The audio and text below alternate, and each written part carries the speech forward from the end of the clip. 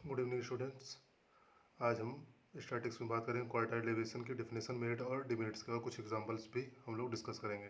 ठीक है, कैसे क्वार्टाइल डेविएशन क्या होता है, कैसे उसके फार्मूलेज क्या हैं, अनग्रुप डेटा के लिए क्या है, ग्रुप डेटा के लिए फार्मूले हैं, और एग्जाम्पल सॉल्व करेंगे।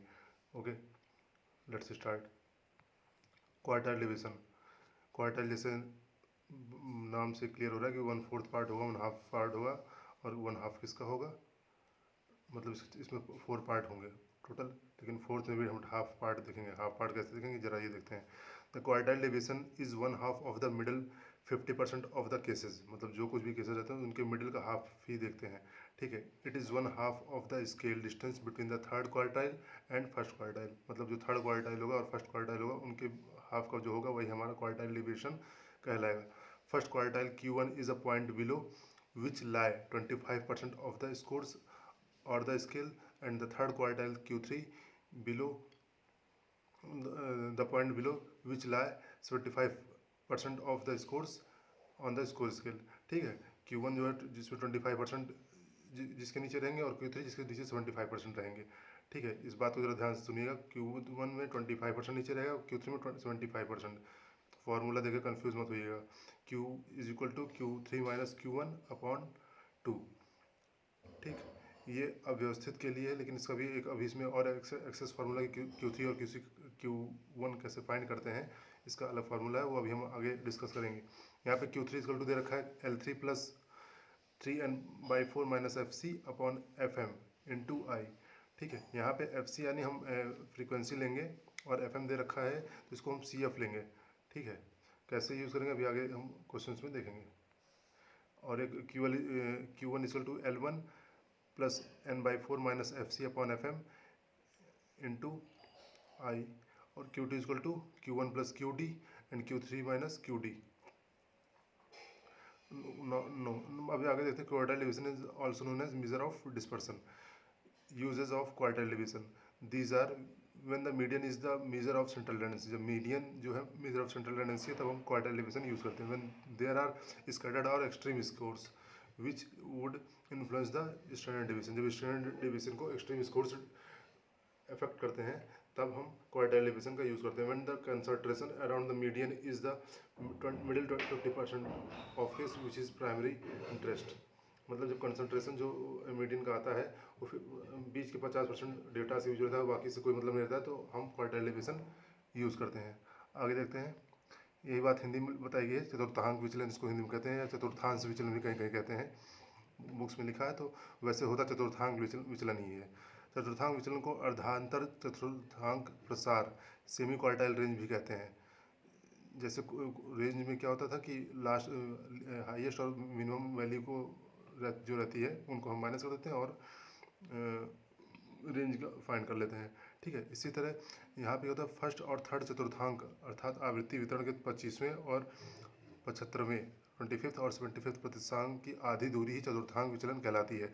इसे गैरेट ने डिफाइन किया है। एक आवृत्ति वितरण में चतुर्थांक विचलन 25 या 75 शतांकी मान से आधी दूरी होती है। द क्वार्टाइल डेविएशन और 1/2 the scale distance between 75th and 25th percentile in a frequency distribution. Uses हम देख लेते हैं इसके। चतुर्थांक विचलन के उपयोग, जब प्राप्तांकों का वितरण सामान्य हो तो चतुर्थांक विचलन का सहज उपयोग किया जाता है या इसकी गणना की जाती है। अंक वितरण में विषमता होने पर विचलनशीलता ज्ञात करने के लिए चतुर्थांक विचलन अच्छा माना जाता है। प्रतिदर्श छोटे होने पर चतुर्थांक विचलन ज्ञात किया जा सकता है, मतलब जब सैंपल्स जो हमारे छोटे हो तो। अंक वितरण में फैलाव इतना हो कि मानक विचलन प्रभावित होने की संभावना हो तो चतुर्थांक विचलन का प्रयोग किया जाता है। वही जो बात अभी हमने इंग्लिश में की थी। चतुर्थांक विचलन के मध्य के प्राप्तांकों पर भी उपयोगी होता है। चतुर्थांक विचलन का उपयोग वर्णनात्मक सांख्यिकी में सामान्य की अपेक्षा अधिक किया जाता है। ठीक है, डिफरेंशियल स्टैटिस्टिक्स में ज़्यादा किया जाता है। ठीक है, आगे देखते हैं। और ये है इंटर क्वांटाइल रेंज, कुछ नहीं होता है, IQR इसको बोलते हैं इंटर क्वांटाइल रेंज। इसे ये Q3 माइनस Q1 होता है, बस सिंपल से इतना है कि Q3 माइनस Q1, और ये डिस्ट्रक्टिव स्टैटिक्स का ही पार्ट है। The inter quartile range also called the mid spread और middle 50 is a measure of statistical dispersion being equal to the difference the upper and lower quartiles. IQR is equal to Q3 minus Q1. It is a trimmed estimator defined as a 25 trimmed mid range and is the most significant basic robust measure of scale. It is the third quartile of a box plot minus the first quartile. Total बात इसमें सिर्फ इतनी है इसमें कि जब हमें I Q R या इंटर क्वार्टाइल रेंज फाइंड करना होगा तो ये Q3 माइनस Q1 से फाइंड कर देंगे, और ये मिड वैल्यू आती है, हाफ वैल्यू आती है Q3 और Q1 के बीच की। ठीक है, चतुर्थ इसको हिंदी में चतुर्थांक विचलन का प्रसार, इंटर क्वार्टाइल रेंज IQR, उच्चतम चतुर्थांश मान एवं न्यूनतम चतुर्थांश मान के बीच का अंतर चतुर्थांश विचलन का प्रसार कहलाता है बस। ठीक है, IQR equal to Q3 minus Q1, simple सी सीधी बात। अब आते हैं हम अपना अव्यवस्थित सामग्री अंक सामग्री से Q की गणना कैसे करते हैं, क्वार्टाइल कैसे फाइंड करते हैं।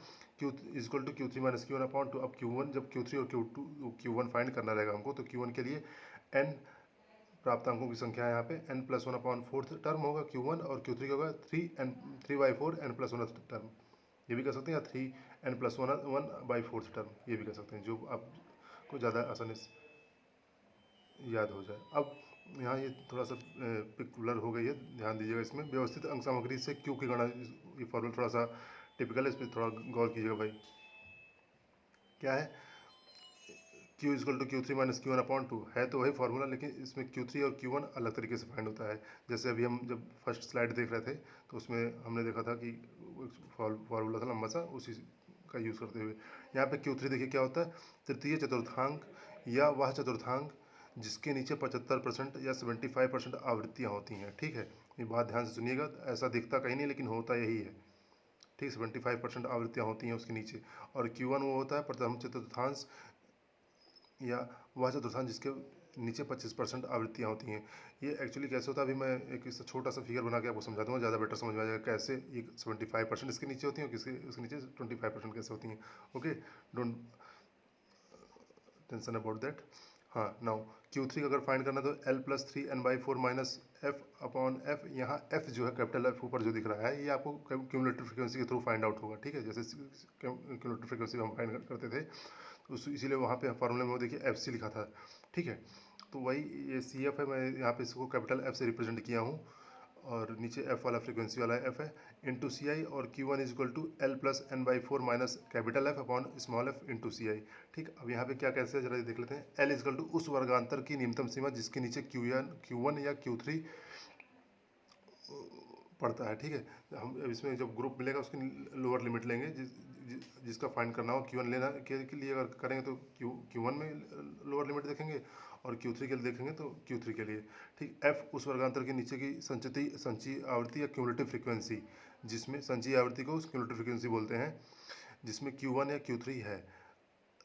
F स्मॉल f जो है उस वर्गांतर की आवृत्ति जिसमें Q1 या Q3 है, n आवृत्तियों का कुल योग। ओके, ठीक है, ये आप लोग अपनी कॉपी में नोट कर लीजिएगा। एक अभी अब हम थोड़ा सा एग्जांपल्स देखते हैं एक दो, तो ज़्यादा अच्छा हम लोगों को क्लियर होगा। चलिए देखते हैं अभी। अब देखिए आगे हम इसमें बात करते हैं। क्या है कि देखिए देख रखा है आप लोगों को क्वेश्चन, दिए हुए अव्यवस्थित प्राप्तांकों से Q की गणना कीजिए। यहाँ पे क्या दे रखा है, 12, 13, 11, 14, 13, 18, 17, 16, 15। ठीक, तो जब ये डेटाज आपको दे रखे हैं तो यहाँ पे क्रम में व्यवस्थित प्राप्तांक, पहले इनको हम क्या करेंगे, असेंडिंग या डिसेंडिंग ऑर्डर में लिख लेंगे। वैसे असेंडिंग ऑर्डर, ठीक, असेंडिंग ऑर्डर में ज़्यादा लिखना ज़्यादा सही रहता है। तो हमने क्या किया, पहले ये जो कुछ भी डेटा दे रखा है इसको हमने 11, 12, 13, 14, 15, 16, 17, 18 जैसा था, जितने नंबर थे उतने बार लिख लिया है, बस असेंडिंग या डिसेंडिंग ऑर्डर में लिखते हैं। ठीक, तो ये टोटल 9 मार्क्स हो गए, यानी n की वैल्यू 9 हो गई। इससे हमने Q1 फाइंड कर लिया। Q1 क्या था, n+1/4 टर्म। ठीक है, यानी 9+1/4 टर्म, 2.5 टर्म। 2.5 टर्म कौन सा हो जाएगा भाई, 1 to 11 first term, 12 second term, 13 third term हो जाएगा, तो इनके बीच का टर्म हो जाएगा ना, है ना। इनके बीच का टर्म 12 और 13 को आप प्लस कर दिए, 2 से डिवाइड कर दिए, 25/2 12.5। इसी तरह Q3 जब फाइंड करेंगे तो क्या हो जाएगा, 10/4 यानी का थर्ड 3 टाइम्स, यानी 30/4 यानी 7.5, यानी सेवन्थ और 8th टर्म के बीच का टर्म। 1 2 3 4 5 6 7 8, यानी 16 और 17 मिलके हमारा क्या बनाएंगे, 7th और 8th टर्म बनाएंगे। इनका सम को 2 से डिवाइड करिए, यानी 33/2 दैट इज 16.5। ठीक, अब Q जब फाइंड करें तो Q3 माइनस Q1 यानी 16.5 माइनस 12.5 होल अपॉन 2, तो 4/2 दैट इज 2 हो गया है। ठीक है, अब इसी के बाद हम नेक्स्ट क्वेश्चन देखते हैं अपना। यहाँ पे देखिए आपको दे रखा है प्राप्तांक 9, 13, 15, 11, 14, 10, 6, 7 और उसका व्यवस्थित क्रम हमने बाद में सेट कर दिया 6, 7, 9, 10, 11, 13, 14, 15। ठीक है, यानी असेंडिंग ऑर्डर में हमने फिट कर दिया। फिर वही सेम फार्मूला लगा के Q1 की value n+1 upon fourth term, ठीक है, that is 9 upon fourth term, 2.2 fifth term. ठीक है, अब जब ये पॉइंट फिफ्थ टर्म आ गया, देखिए इस क्वेश्चन में क्या क्या है, पॉइंट फिफ्थ टर्म आ गया, तो हम क्या करेंगे, सेकंड टर्म क्या है हमारा 7, ठीक है, 2.2 fifth term, second term 7 plus 2.25, ठीक है, प्लस 0.25 है, तो 0.25 यानी 9 माइनस 7 हम करेंगे। ठीक है, इसके जस्ट बाद वाले जो टर्म है सेकंड और थर्ड टर्म, तो 9 माइनस 7 करेंगे तो क्या आएगा, 2 आएगा। तो 2 से जब मल्टीप्लाई करेंगे तो 25 टू जा कितना हो जाएगा 50, तो वहाँ का 0.5 आ गया, यानी 7.5। इसी तरह जब हम Q3 फाइंड करते हैं तो 27/4 आता है। ठीक, यानी 6.75। 6 का तो ठीक है, 13 आ गया, 6 टर्म 1 2 3 4 5 6,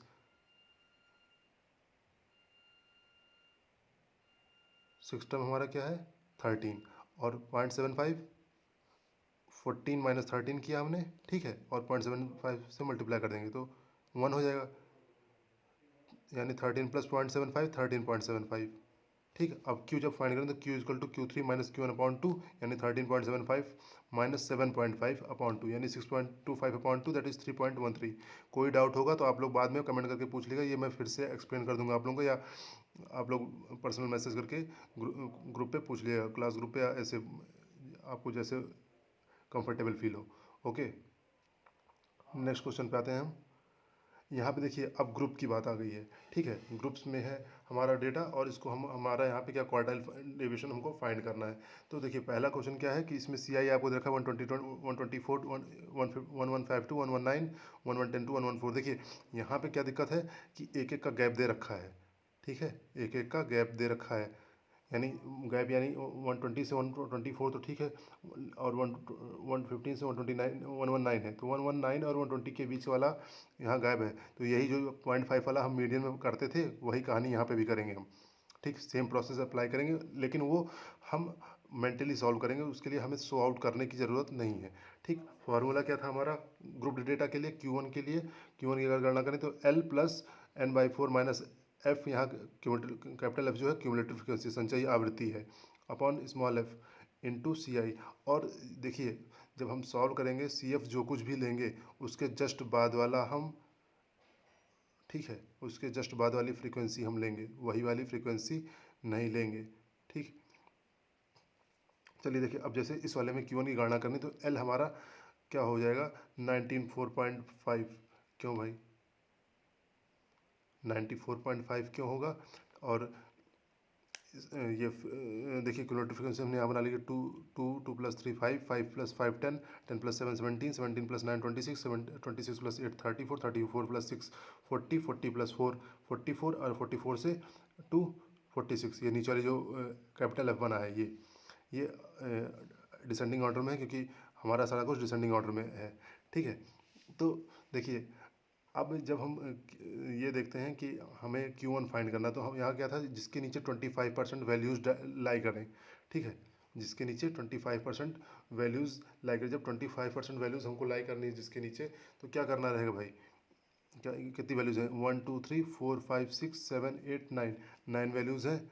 ठीक, तो अगर हम इसको ब्रेक करें पार्ट्स में, ठीक है, तो ये जो थर्ड वाला कॉलम है 3 3 3 पार्ट में टूटेगा।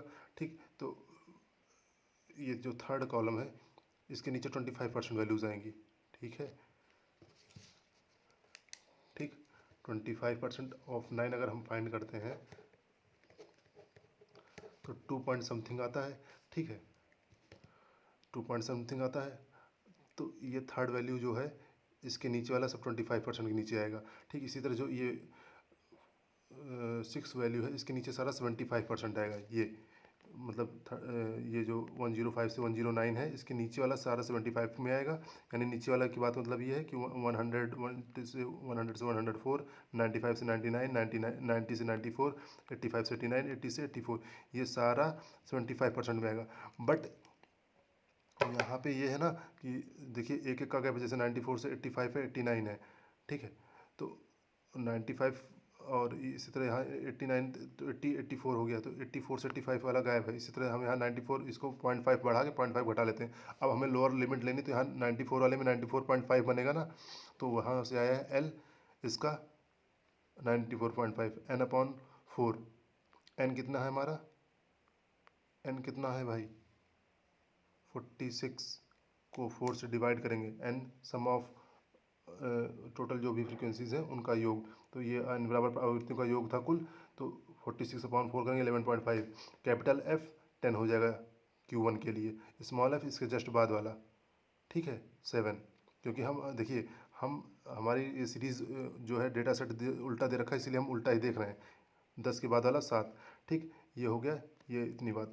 अब इसके बाद जब हम इसको और आगे सॉल्व करें तो Q1 इक्वल टू वही एल की वैल्यू 94.5 प्लस 11.5 माइनस 10 क्या था हमारा कैपिटल एफ यानी cumulative frequency upon 7 small f into 5 आई, ठीक है। आई की वैल्यू 5 थी, कैसे 5 थी ये देखिए इधर 94.5 ये 120 से 124 है, अगर इसको हमने क्या किया था 119.5 से 124.5 में ब्रेक कर लिया था, 124.5 से 119.5 माइनस करेंगे तो हमें 5 मिल जाएगा, ठीक है, जैसे मीडियम में करते थे सेम उसी तरह। अब यहाँ देखिए 94.5 वैसे को वैसे रहने दिया, ये ब्रैकेट वाला पोर्शन हमने सॉल्व किया और 5 से मल्टीप्लाई किया तो 1.5 आ गया। टोटल सॉल्व होकर हमारा मिल गया 96.2, ये Q1 मिल गया। इसी तरह जब Q3 हम सॉल्व करेंगे तो L plus 3n/4 minus capital F upon small f into c i. तो यहाँ पे L देखिए Q3 के लिए हमने क्या किया था, ये यहाँ 34 वाली सीरीज होगी, इसके नीचे 75% वैल्यूज लाई करेंगे। ये थोड़ा समझने वाली चीज़ है, दिमाग पे जोर दीजिएगा, ठीक है। 34 के नीचे 75% वैल्यूज रहेंगी, तो हमें क्या लेना है लोअर लिमिट, तो 1109 है, इसके नीचे वाली हम लेंगे तो 109.5 हो जाएगा, ठीक। क्या, क्योंकि 34 के सामने क्या है ये 109 लोअर लिमिट, उसी वही वाली हम ले लेंगे 109.5।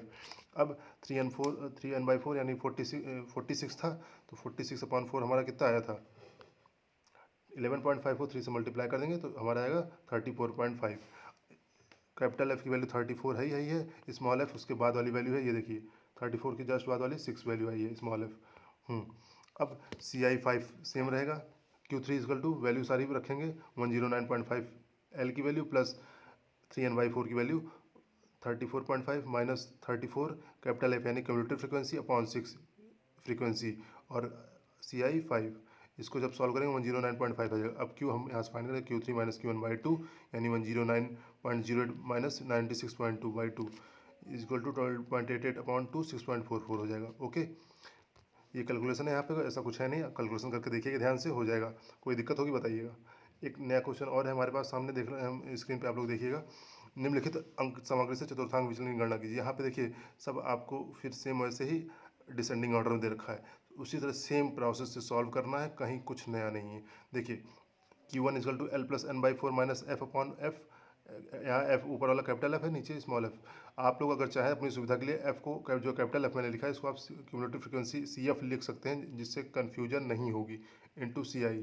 तो CI हमारा हम ये फाइंड कर लेंगे, वही हो जाएगा हमारा 77.5 से 79.5,